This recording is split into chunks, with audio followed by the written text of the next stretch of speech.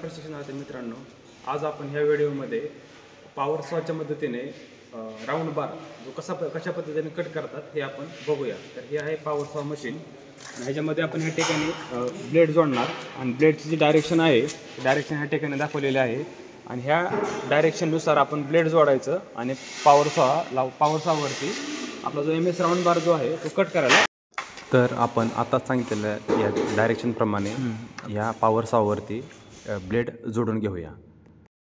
तर मित्रांनो, ब्लेड जोडल्यानंतर आता आपण तो राऊंड बार आहे MS राऊंड बार तो एका सरळ लेवलला आहे का नाही व्यवस्थित ते बघायचं आहे प्रथम।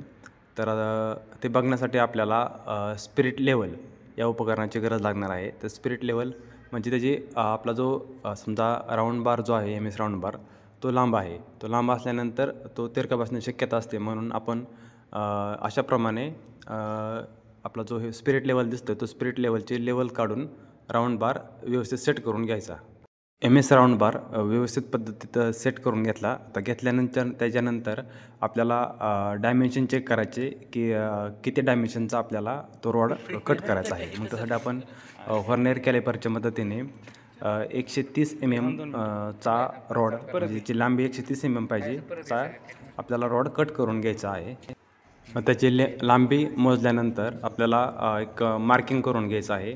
तर मार्किंग करण्यासाठी आपण चॉकचा उपयोग करू शकतो किंवा पार्शियन ब्ल्यू वापरू शकतो। तर साधारणतः ज्यावेळेस आपण मार्किंग करतो तर मार्किंग केल्यानंतर जे आपली पॉवर हेक्सॉचं ब्लेड आहे अगदी ॲक्युरेट मार्किंग घेण्यासाठी ते सेफ्टी लिव्हर काढायचे आणि त्याच्यानंतर ते ब्लेड आता सेफ्टी लिव्हर काढूया आपण आणि हळूहळू खाली टेकून बघायचं की ॲक्युरेट मार्किंगला ते टच होतं आहे का नाही, म्हणजे आपण त्याची ती ॲक्युरेसी मेंटेन करू शकतो अशा पद्धतीने।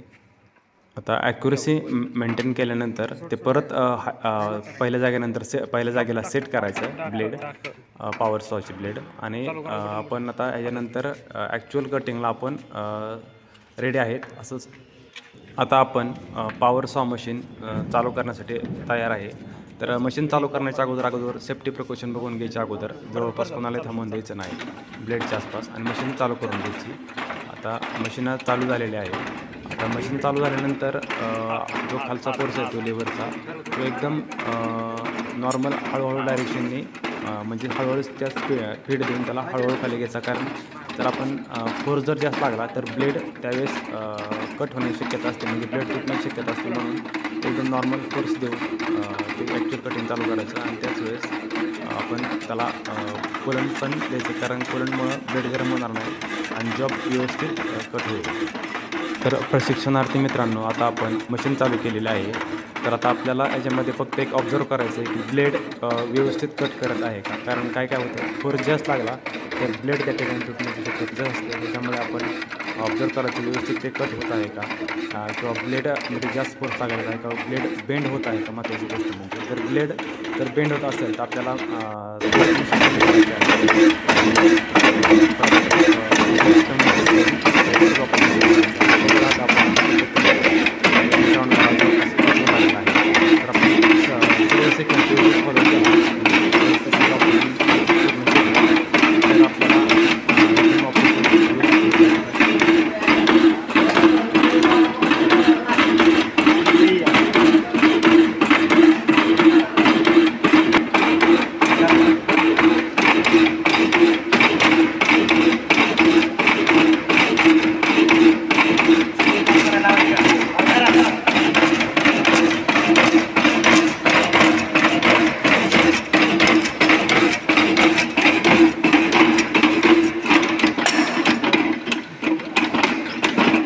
तर प्रशिक्षणार्थी मित्रांनो, आपण बघू शकता की आपण कशा पद्धतीने रॉड कट झाल्यानंतर टर्निंगच्या किंवा वेगवेगळ्या ऑपरेशनसाठी ते आता जॉब रेडी आहेत। बघू शकता आपण व्हिडिओमध्ये कशा पद्धतीने अगदी व्यवस्थित ॲक्युरेसीमध्ये हे जॉब कट झालेले आहेत। धन्यवाद।